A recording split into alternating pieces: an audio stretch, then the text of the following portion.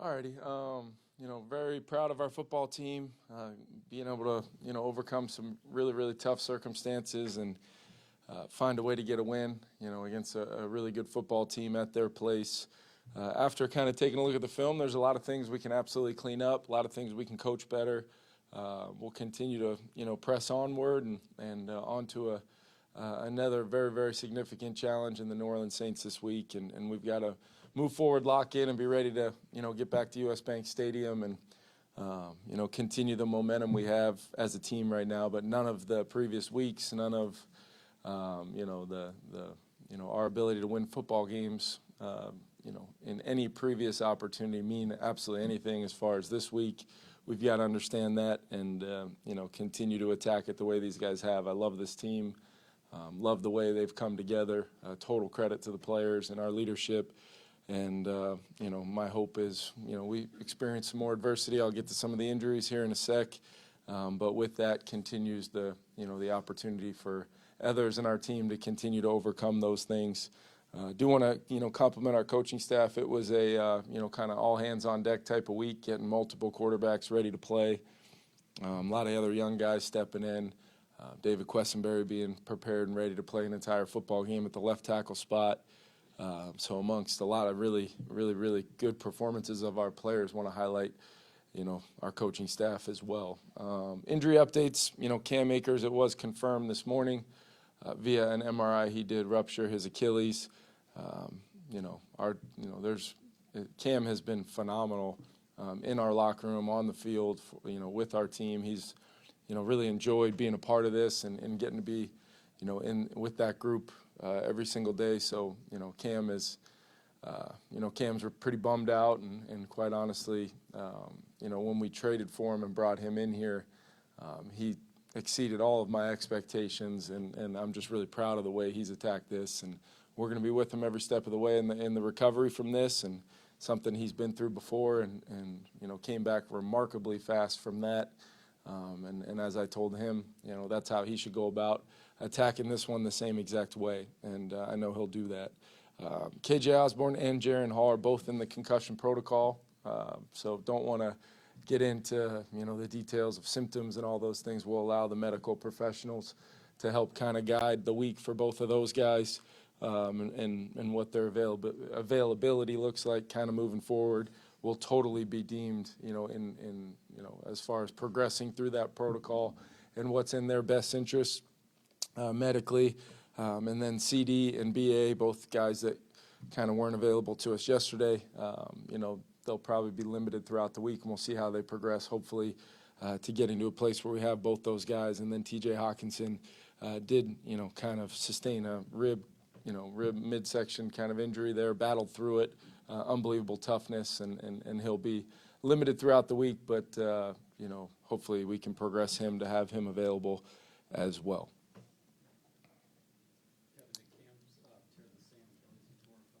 No, I believe it's the other one.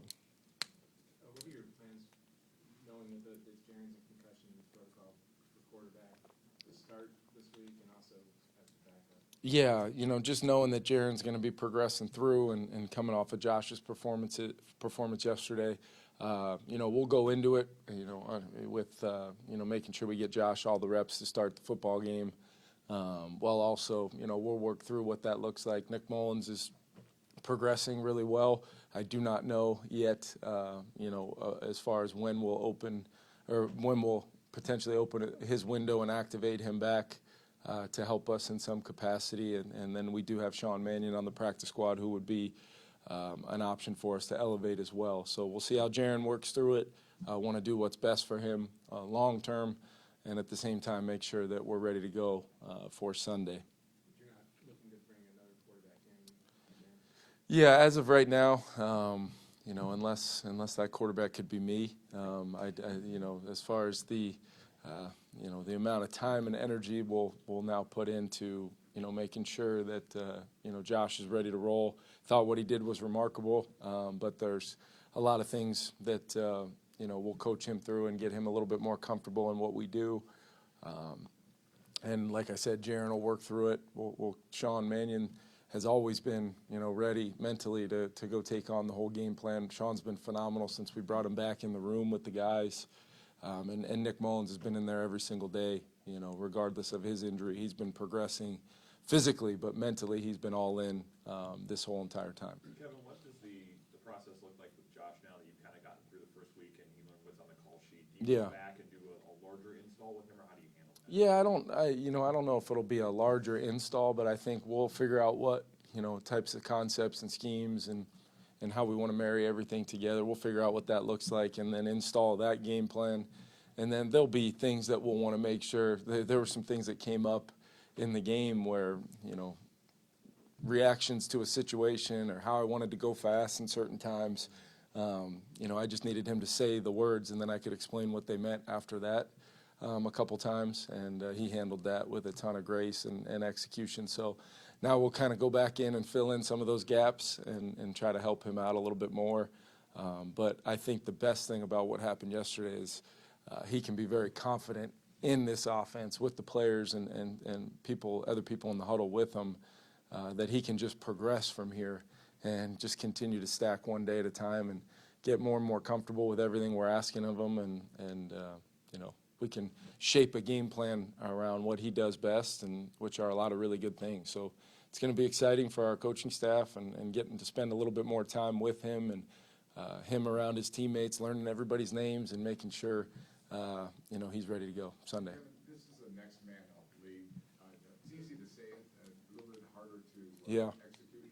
How did that happen, or how does that happen? It certainly happened yesterday. Yeah, I think you got to first and foremost always give credit to the player or players for being ready.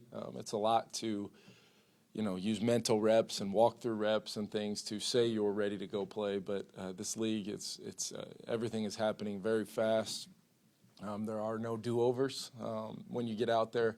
Every down is critical. Every time we snap the ball, it's critical. Every time we defend a play, it's critical. It's the kicking game, every play. That one play phase can change a whole game.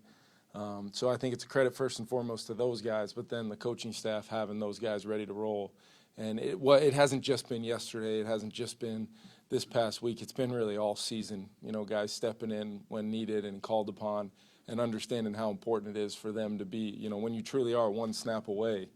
We don't make that up. That is, you're one snap away from maybe playing 60, 70 snaps in a game and with very, very little room for error. So I think it's a credit to, both the players and the coaches for being ready to roll and consistently having that, standard of preparation that we kind of hang our hat on around here. It's on us as coaches to have game plans that our guys can absorb and then go thrive in, whether they get the reps or not. And, and then players making it come to life by their execution. It's 100%, a player's ability to go do that. And we try to, harvest an environment around here where every player on our team should feel like that, whether they're on the practice squad or, they're one of our marquee guys that we lean on from the very beginning.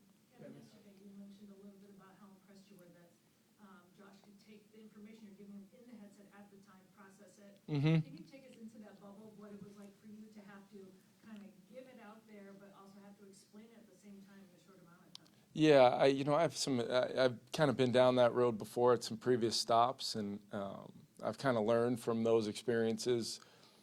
You'll never be perfect as far as what's the right amount of information to clearly articulate what you want to say in 7 to 8 seconds, while also not overloading the player and kind of forcing them to kind of freeze in the moment. So I think I started to get a pretty good feel, just through the dialogue, some of the TV timeouts, some of my dialogue with Josh on the sideline.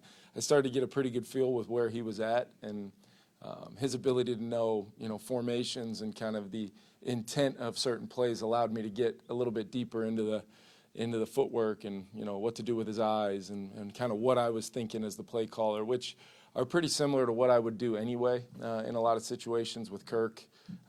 It just happened to be that Kirk and I had a lot of time one-on-one over, a lot of experiences over these last 2 years to be able to build on our communication. I always joke that it's probably a good thing that they can't talk back to me. I probably would have got a couple, hey, be quiet yesterday. But like I said, Josh, so there were some critical downs going back to watch just you don't see all the detail in the moment, but just watching him take some of the things I said and put it into action, but then still just go play. That was probably the best part about it, was in the end, he didn't allow any of that maybe over-coaching at times to slow him down from just going out and playing football.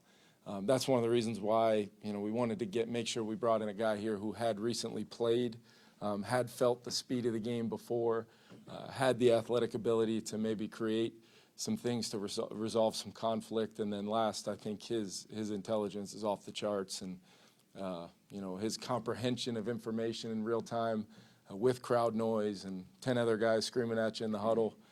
There's a lot that goes into it, and quite frankly, that's what made it such a special day for really Josh and our whole team. How do you balance that with a running quarterback in terms of it's a weapon to create, especially if you are kind of new to the offense, but you also are then a quarterback, so you don't want to put quarterbacks at risk? Yeah, I think, you definitely don't want to, coach that out of guys that have the ability to do that. But, as he gets more comfortable, maybe exhaust a few more progressions, he'd probably be the first one to tell you there were some things out there where maybe he could have got the ball out of his hands. And the beauty of it was he was able to maybe gain the same amount of yards, if not more, on a couple of those plays, including, get us a new set of downs and 4th and 7 conversion, where quite honestly wasn't a great call, and that was him just overcoming me and everything else in that moment. So, I think there's a good balance of it, especially when, Cam Akers goes down, and Cam really was our emergency quarterback. He's done a lot of that stuff before. So that scenario was in the back of my mind every time we snapped the ball of, what that would have looked like as well. What would it have looked like? I'd rather not talk about it right now, Ben. Who is that designee now? We'll probably have a process where we figure that out. I would have, made a decision in the moment based upon whether it was going to be a running back, a receiver. Maybe they would let me steal some pads and a helmet and sneak out there, but that would have been something that we would have had to work through. That might have been a level of adversity that even our organization right now would have needed to really find a miracle there. You said last week that you wished somebody had tattooed on your arm. Yeah. When you were as a player, about just staying in the moment. Did you apply that to coaching as well? I mean, this past week has been like 100%. I don't know what to tell you, but like it's the kind of week where coaches get judged and reputations are burnished. Yeah. Expelled, and like, how did you handle all that? Yeah, it's a great point. I did not think about any of that in the moment. I can promise you that. I didn't think it. To me, the whole week of preparation was, having real conversations about, this might be a great scheme. This might give us a great opportunity to generate an explosive, but can we call that play?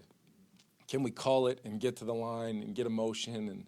And we had some of that in the game, but there was other times where it was different. It was different than we normally put together kind of complete packages of things that kind of play off of one another. There were just some things that I wasn't going to make whoever was in the game playing quarterback try to go, accomplish, on a single snap. That was just part of it. And then when we got to the game and kind of it became the next man up and Josh is getting ready to go, it becomes my job in that moment is to eliminate the chaos. It's going to be a very chaotic situation no matter how you want it to go. So my job in that moment is to provide as much clarity for not only our players but our staff. And then, the beauty of having the ability to talk to the quarterback. It's how you say things. It's how you deliver plays. It's, those little coaching points here and there that might provide clarity but also maybe a little confidence, after every play, hitting that headset and, letting them know in real time, hey, that was unbelievable. Great play right there. Outstanding. You're balling. Like, whatever it is, you can, I think all of that stuff matters. And, even my communication with the defense, poise, just making sure that everybody stayed even keel and we provided our players with an opportunity to perform the way they did. That's what coaching is just doing what you can do to control the mindset of the players in any capacity, preparing them to play, but then, in those moments trying to be like, that's what it means to be at your best when it's required. And, I felt like, there was a lot of ways I could have been a lot better yesterday for our team and for the quarterbacks that were in the game. But, overall, for 60 minutes, we just kept pressing onward until there was no time left on the clock. You have to fight the urge to not freak out there for a second. All the time. All the time. Yeah. No, I mean, it's not an urge. It's just the natural reactions. And then, some of my quality dialogue with the officials and when, I think certain things maybe from my view were one thing and they saw it a different way. And then you immediately snap back from that conversation to, a conversation in the headset with the quarterback or with the other coaches on the line, whatever it is. And it's just a matter of no matter what, I just feel like my role and my job is to lead. It's not always just scheme. It's not always just drawing stuff up on a whiteboard. It's in those moments when you've got to show up for the guys the way you ask them to show up. You better be doing it yourself. Otherwise, there's some bad outcomes that can come from that. Last two. Josh said he could tell you were talking to him like a former quarterback communication. Yeah. Is that sort of another one of those reasons why you want to go into coaching in the first place? Yeah, I think so. I just, over the, through, you could call it adversity, you can call it failure, you can call it a lot of things in regards to, what I learned as a player. But I just view it as an opportunity to help, these guys and help whoever's playing quarterback, whether it's Kirk, whether it's Jaron, Nick, now Josh. If Sean were to get in there, it'd be the same way. You get to know players, you get to know, even in 5 days, you get to know kind of how they tick and certain things that will maybe help this guy that another guy might not need to hear. And you just try to coach them through the perspective of what does this player need from me right now to have success. And you go with that, and then you evaluate that communication process, and you try to do it better and better and better.